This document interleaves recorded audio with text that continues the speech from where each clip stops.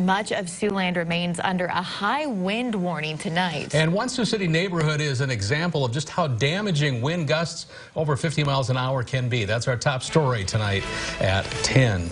More than 100 Mid-American Energy customers are without power tonight after a falling tree brings down power lines and damages a transformer. Officials on the scene say it's likely high wind brought down the tree. Traffic on Irene Street on the city's north side was blocked for about an hour while crews moved that hunk of timber out of the way. Sioux City Fire and street crews as well as Mid-American workers remain on the scene tonight.